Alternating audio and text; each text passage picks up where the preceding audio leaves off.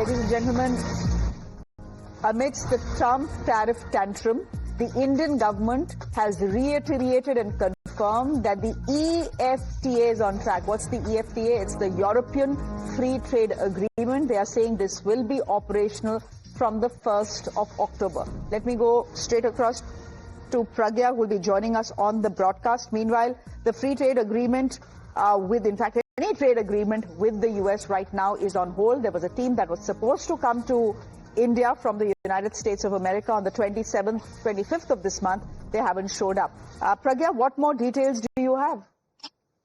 Well, EFTA is very significant. And why is this significant? Because the preferential and concessional duties will now be available to India. This is a very crucial time, especially when additional 25% tariffs have come into force. Now, when, few of the goods, at least 2% of the exports that we do to US is going to have 50% of tariff. But how do we relax, other duties as well on other products that are seeing these higher tariffs? So we are looking for some FTAs, not just EFTA, which is going to come into force from October 1.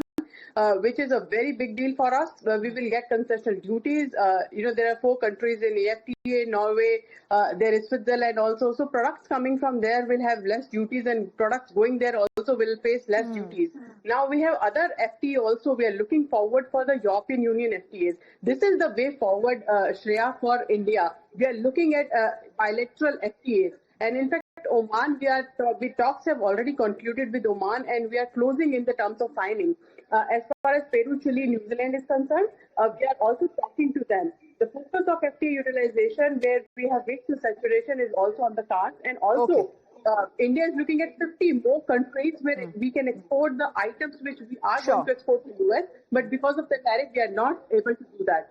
So everything is on the cards, and government is keeping a very close watch, talking to stakeholders, especially those who are heavily invested in the US. Okay, we'll leave it there for the moment, Pragya. Thank you very much for joining us. This is news coming.